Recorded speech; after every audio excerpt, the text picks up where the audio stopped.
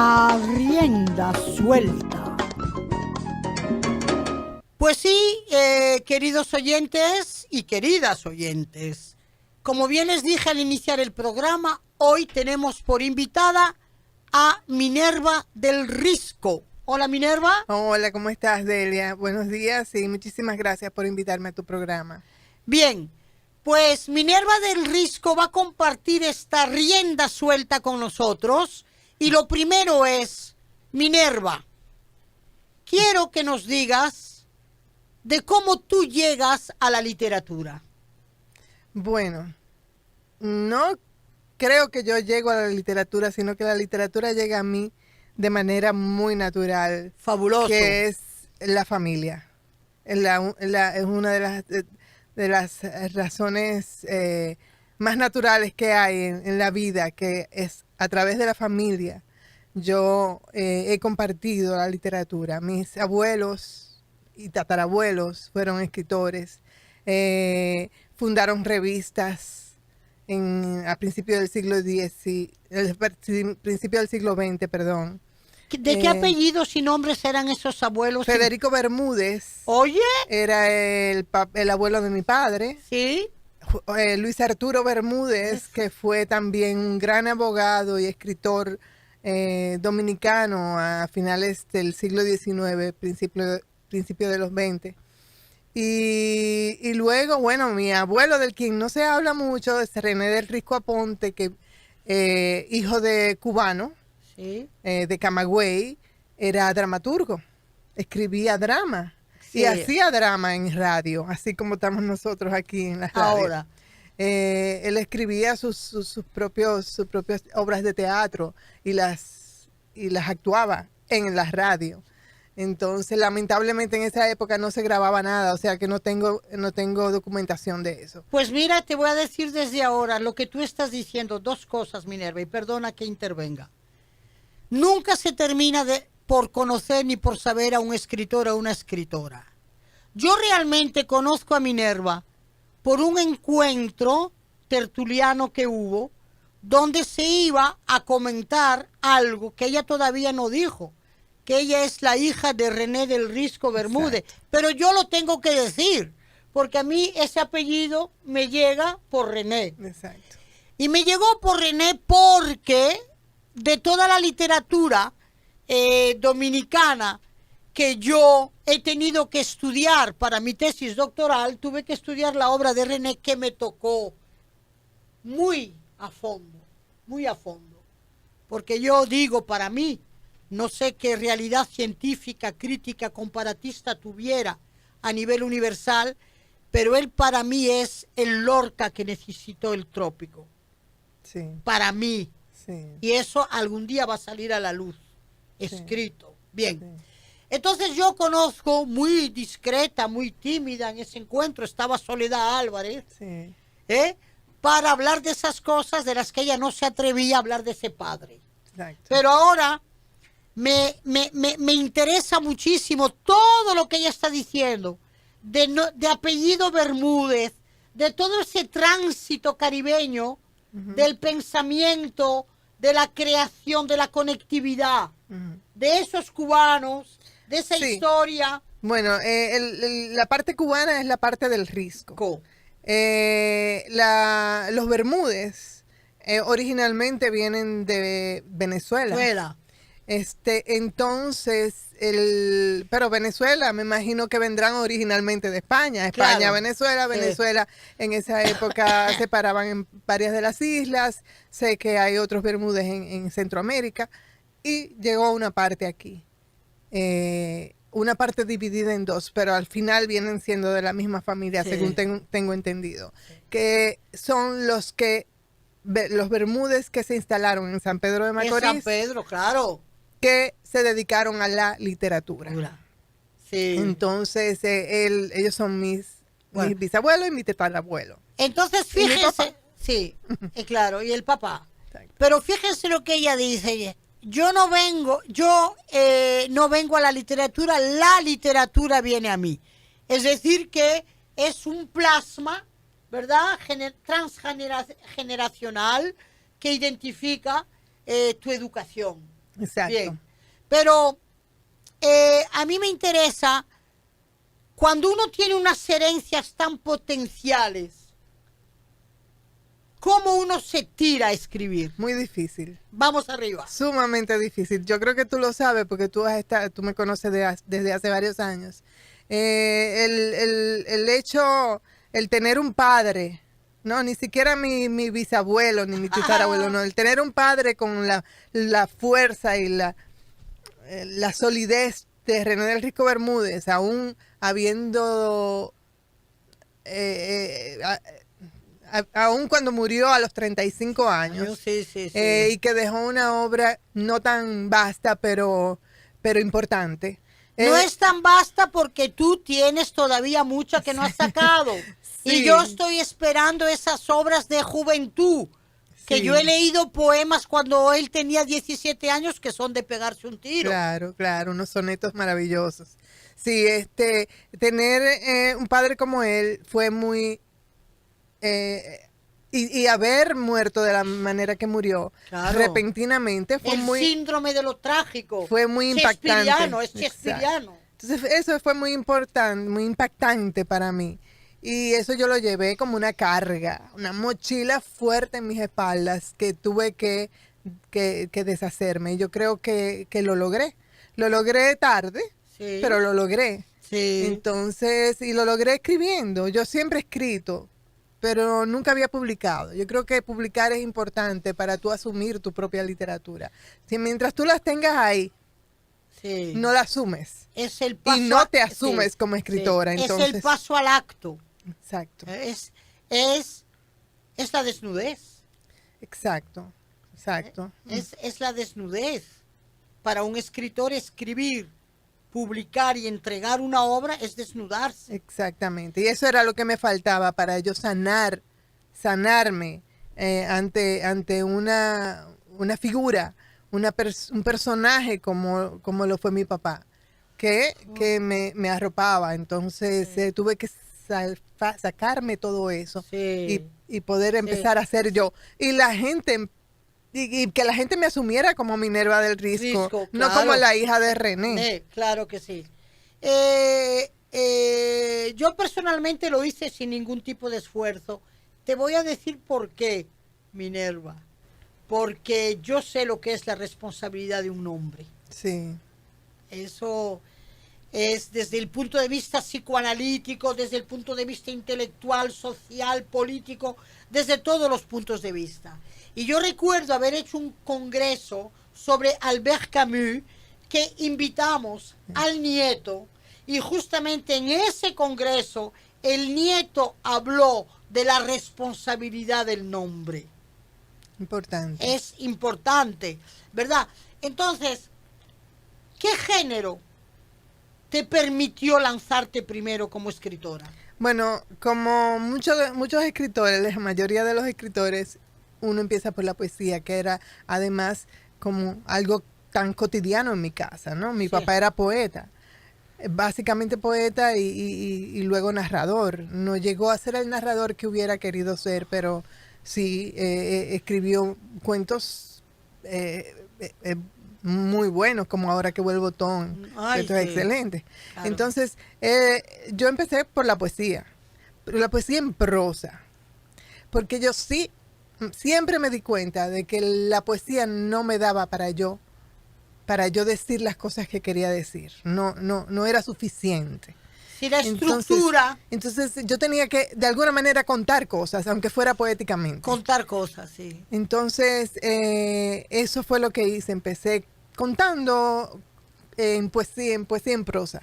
Sí, contando poéticamente. Exacto, textos poéticos Sí, en sí, prosa. sí. Llevar el cuento a la poesía. Exacto. Y así empecé.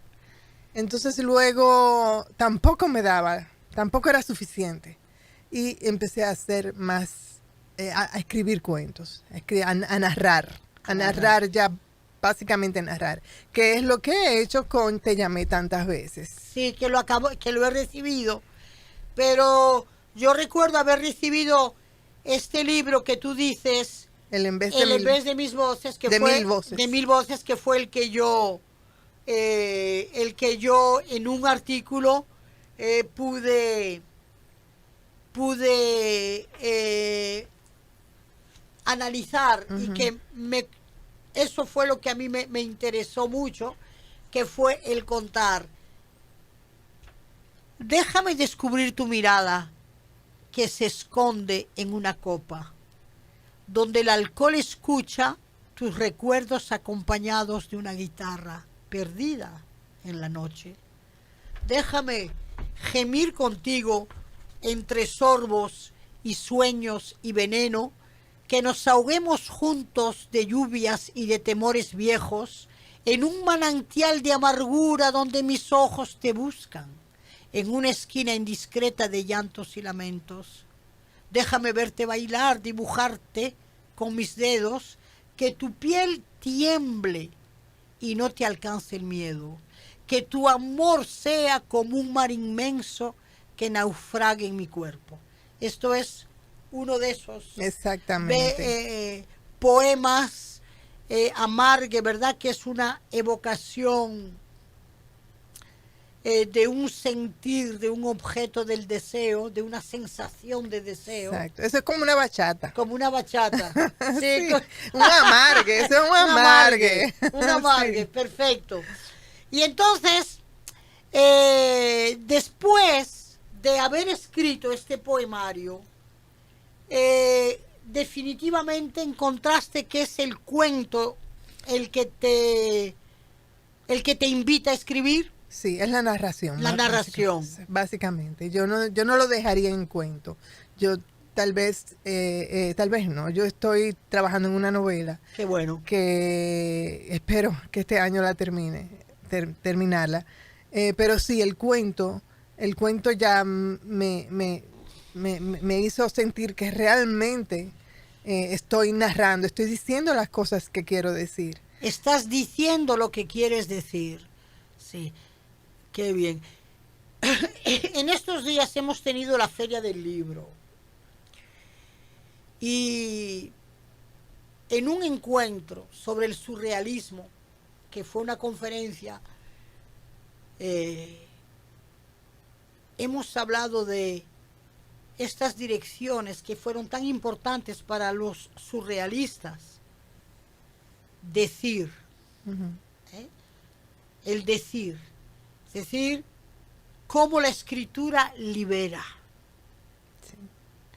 Cómo la escritura te da agua y oxígeno. Y cómo, por ejemplo, Breton, ¿verdad? Breton decía,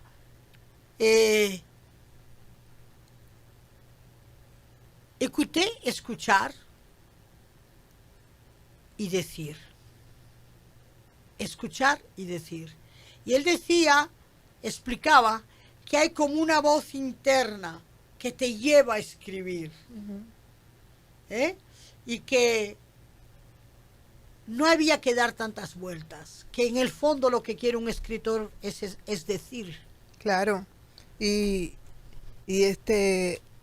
crear ese personaje con el cual tú caminas, tú hablas, tú te relacionas, con el cual tú andas en la calle y no te puedes despegar de ese personaje, porque ese personaje es lo que le está dando vida a tu alma, a tu ser, a tus palabras. A tus palabras, sí. Entonces, eso es importantísimo. Cuando tú, por ejemplo, vives, ¿verdad? Por ejemplo, un día de la cotidianidad. Indiscutiblemente estás siempre tentada por lo que vives y observas como esa llama para escribir siempre encendida. Sí, siempre está ahí, dispuesta, no necesariamente encendida, pero sí dispuesta a encenderse. A encenderse. Yo necesito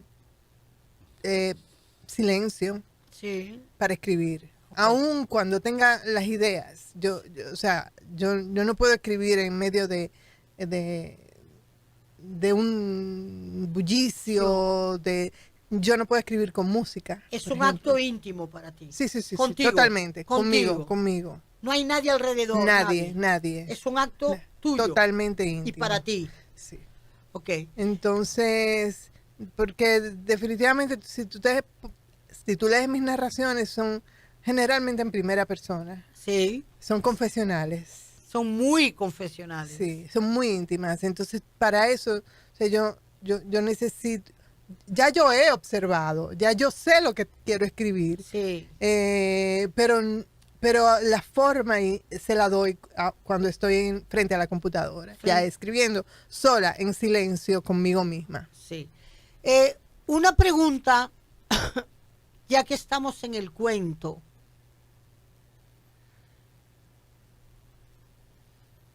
No obligatoriamente un escritor es lector, pero en general los fueron, lo son y lo siguen siendo. Sí, no lo concibo de otra forma. No lo concibes de otra forma, ¿verdad?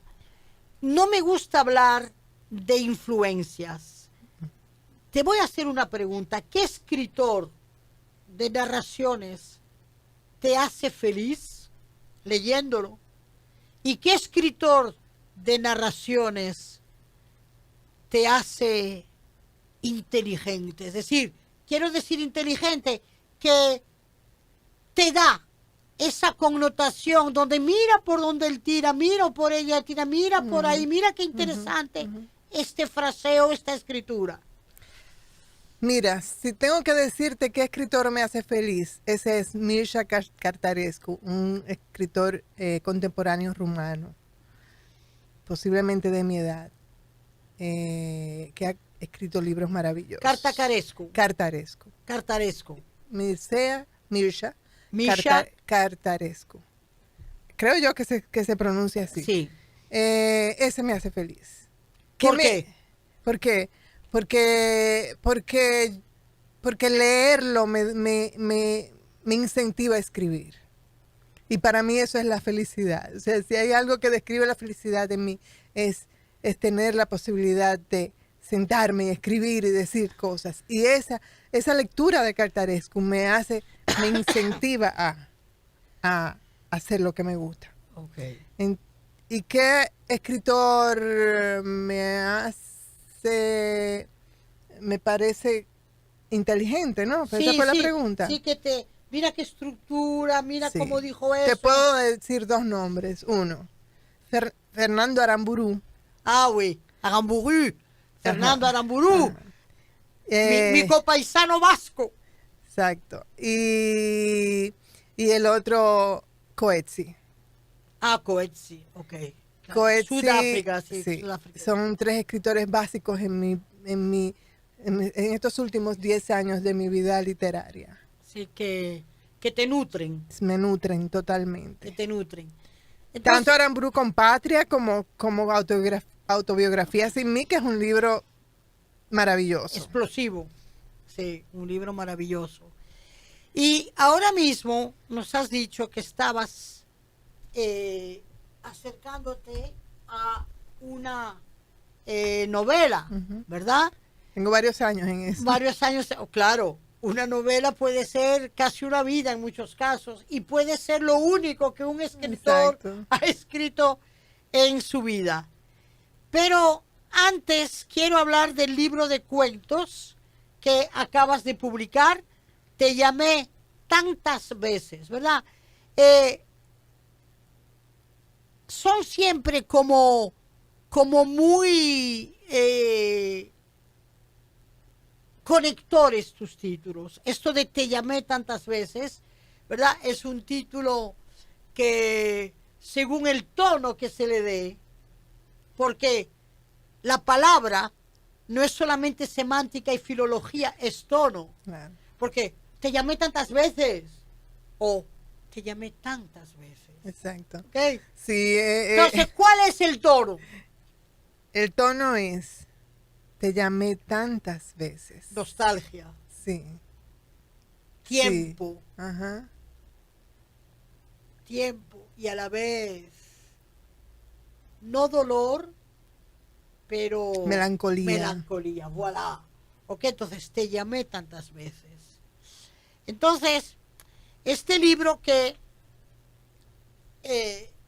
realmente es un libro que atrae porque no son ni largos ni cortos, pero hay algunos cortos, hay otros más largos. hay otros más largos.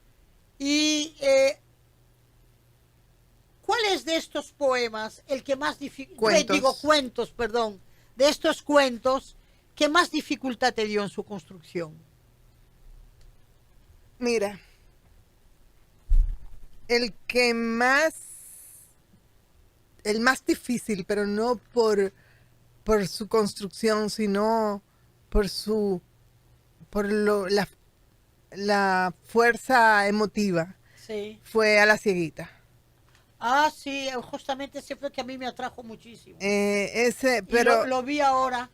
Sí. Pero ese cuento todavía es que me toca demasiado, Sí. me toca mucho. Sí. Después, mira, yo te puedo decir que yo escribo fácil. O sea, Sí. para mí no es difícil elaborar un cuento. O sea que no te puedo decir si hay algún otro. Específicamente ese, por su contenido emotivo. Sí. Cuéntanos un poquito de ese contenido. Bueno, ese cuento surgió y ahí fue que empecé a sanar con ese cuento. Sí. En el 2017 me pidieron, estaba en la Feria del Libro, se la habían dedicado a mi papá. Sí. Y me habían pedido que hablara un poco, que escribiera algo sobre René del Risco Bermúdez. Y yo dije, ¿qué yo puedo decir sobre papi? Lo primero es que yo no podía hablar sobre él, porque me rajaba. O sea, yo no había manera de que yo pudiera, tú eres testigo de eso. Sí. Entonces yo dije, bueno, yo lo que puedo hacer es escribir algo y leerlo. Y eso fue lo que me salió. Sí. Eso fue lo que me salió. Y eso, mucha gente estaba, que lo leyó, pensaba que era, que era real, que eso había sucedido, y eso realmente no sucedió nunca. Yo hubiera querido que... Sí. Pero aquí está todo el gesto y la compostura de René. Sí. Sacaste un cigarrillo. Sí, todo. Te lo pusiste en los labios mientras buscabas un encendedor en tu bolsillo, en las gavetas, detrás de la pequeña lámpara que te alumbraba las palabras. No lo encontraste. Te quitaste el cigarrillo de los labios y me pediste ir al carro a encenderlo. La niña de tu cuento tenía 11 años. Era la misma niña que te preguntó ese día quién te había tomado las fotos de la playa, quién te acompañó en ese viaje y si el sol de Puerto Plata era el mismo que el de Gascoy. Sí. Bello. Sí. Bello. Sí, realmente tiene unas imágenes muy, muy emotivas, muy lindas, muy hermosas. O sea, realmente es un cuento que me costó, pero emocionalmente. Sí. No escribirlo fue fácil, Sí. pero emocionalmente sacar todo eso fue... Yo voy a leer aquí un cuento corto de los que tú estás mencionando, Cuando ya no es suficiente. Sí, es más bien como un poemita, ¿verdad? Sí, un poema. Es como un juego. Sí. Se llama Luna. Sus piernas se arrastran con torpeza en la tierra mojada. Su cuerpo se hunde en el fango, juguetona y traviesa, escondiéndose detrás de los rosales, aplastando cerezas y enroscándose con los otros cerditos hasta caer exhausta todas las noches bajo la luz de la luna. Luna canta, Luna baila, Luna siente los colores oscuros de la noche cuando ya la luna no es suficiente. Luna no quiere dormir bajo las sombras del silencio. Entonces, Minerva, ¿qué tanto en un país como República Dominicana, desde República Dominicana, significa llegar al mundo con la literatura? Esa es una preguntas más difíciles que tú me has hecho, porque la verdad es que eso ha sido muy difícil. Sí. Pedro Enrique Ureña yo creo que fue el único que lo logró. Oh, sí. Bueno, tuvo que salir para Sí, eso, ¿no? sí. Pero no, es un poco difícil, Sí. Nosotros tenemos todavía ese Que nos sentimiento falta insular. Sí, nos falta la ambición de pertenecer al mundo. No, yo no creo. No. Yo quisiera. Tú, claro, pero toda obra literaria, que es lo que yo muchas veces digo, necesita acompañamiento de políticas literarias. Claro. Es decir, Minerva, sinceramente, en República Dominicana hay literatura. Sí. Right. Y hay buena literatura. Sí. ¿Entiendes?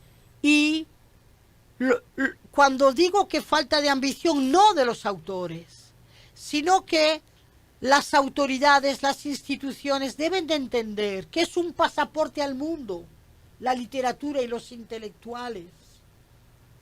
Porque ¿cuántas naciones no han llegado al mundo gracias a sus escritores? Uh-huh. Entonces, son políticas editoriales que todavía no las tenemos y son propósitos de que las políticas de las embajadas plenipotenciarias en sus trabajos integren al mundo, a las ferias del mundo, a las actividades del mundo, a los autores dominicanos. Claro. Con objetivos. Yo creo muchísimo en eso. Por eso consideré, ¿verdad?, que cuando la Feria de Madrid se la dedicó a República Dominicana, era una plataforma para eso. Era un acierto. Sí. Es un acierto. Y eso tiene que seguir con que otras plenipotenciarias lo hagan en otros países. Uh-huh.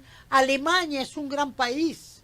Lo que pasa es que sucedió que teníamos un embajador, que es Olivo Rodríguez Huertas, sí, que se dedicó a eso. A eso. Y él lo hizo con financiamiento del sector privado. Claro. No con el Estado, no sí. Con el gobierno no dio un solo centavo. Sí. Pero vamos arriba con el sector privado. Vamos arriba con el sector privado. Pero, por ejemplo, que escritoras como tú, como Soledad, como tantas, como Marta, como tantas, no solamente mujeres, exacto, sino muchachos jóvenes que están escribiendo, pero no solamente muchachos jóvenes, de cómo retomar nuestros grandes autores. La obra de Marcio Veloz Mayolo tendría que estar ya traducida, yo no sé en cuántas lenguas, en cuántos idiomas, la de Mateo, la de todos ustedes, y entonces también las políticas de coproducción en la traducción, de acompañar, de invertir ese movimiento. Uh-huh. Entonces, sí, ahora mismo, por ejemplo, Minerva, ¿cómo tú ves la situación literaria en República Dominicana? Bueno, un poco precario. Aquí no hay editoriales. ¿Cuáles? No hay editoriales, o sea, 2 o 3 que no hacen más que imprimir un libro, pero y después para tú difundirlo, distribuirlo y o sea, no hay forma para sacarlo incluso fuera. Sí. O sea, este libro te llamé El En Vez de Mil Voces. Sí. Yo lo tuve que dejar en una librería en España. Yo misma lo llevé y le dije, mira, este es mi libro. Y ellos lo aceptaron. Claro. Y ahí está, en una librería pequeña de España. Pero de una editorial Cielo Naranja. Sí, lo que pasa es que él no tiene la capacidad para distribuir. Ya para distribuir, pero tiene el afán de publicar. Claro. Pero distribuir el libro dominicano. Yo digo aquí abiertamente ahora, me permito decirlo.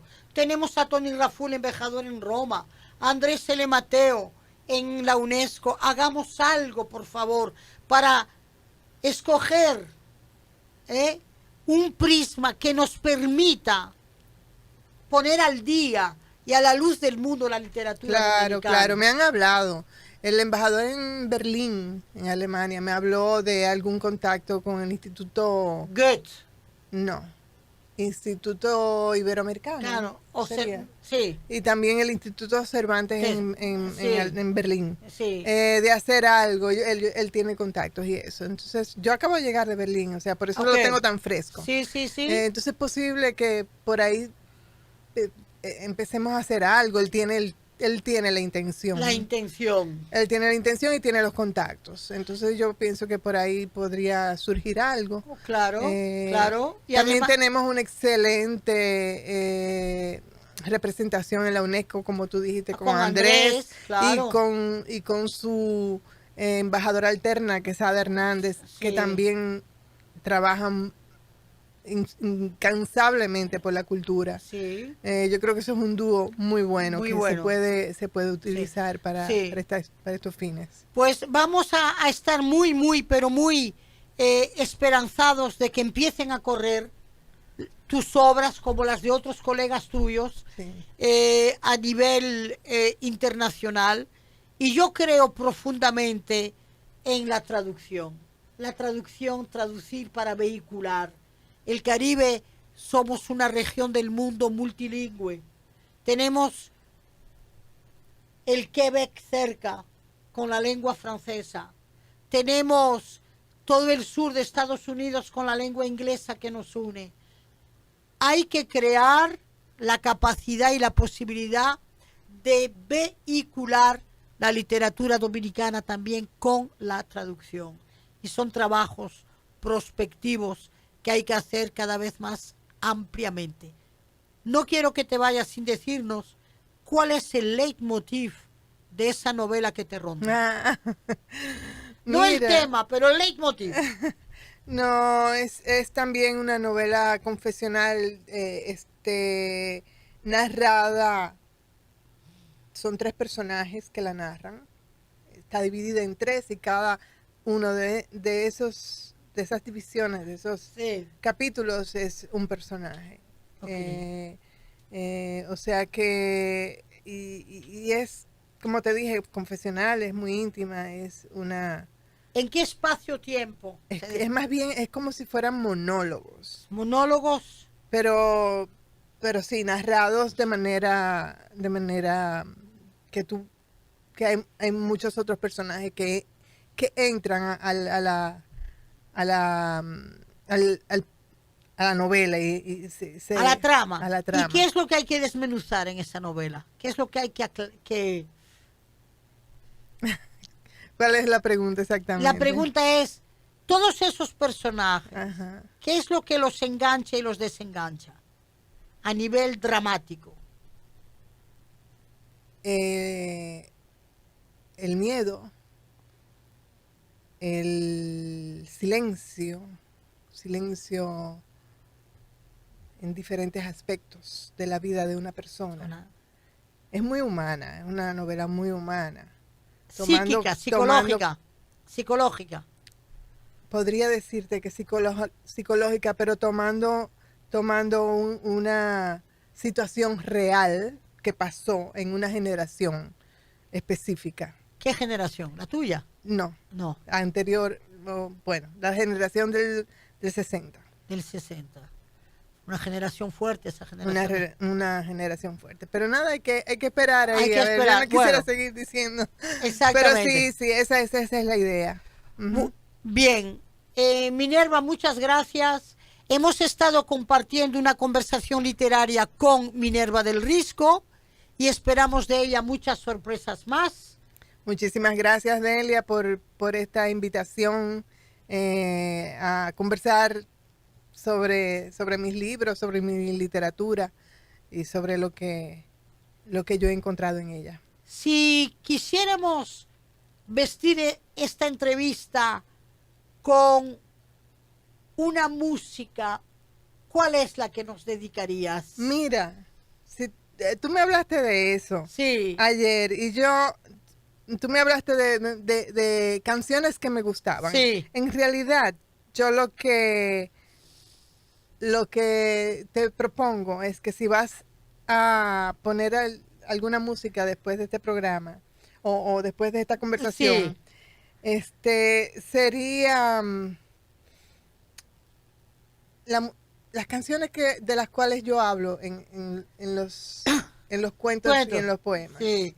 Estas son canciones que han sido importantes para mí y por eso las menciono. Sí. Por ejemplo, Yo soy aquel de Rafael. Ah, sí. Por ejemplo, Corazón loco del Cigala. Del Cigala. Ajá. Por ejemplo, no es canción, pero es música, el cello de Hauser. Hauser, el chelista. Sí. Hay una canción que está en este libro que la musicalizó Víctor, que se llama Gotas de Recuerdo. Sí. Y Sombras nada más. Sombras, ¿sabes? Claro. Bien. Entonces, yo veo que estás muy envuelta en esos ambientes románticos de los 60, digamos, en esos ambientes de intimidad, de esa generación, ¿verdad? No de los 90, de los 60, 80, esa franja, ¿verdad? Sí. ¿Y te gusta la música? Me gusta, claro. Yo no puedo vivir sin música. Bien, pues porque ella no puede vivir sin música, y como yo tengo una fibrita también con una de ellas, le vamos a despedir con Yo soy aquel. Caribe somos, porque el Caribe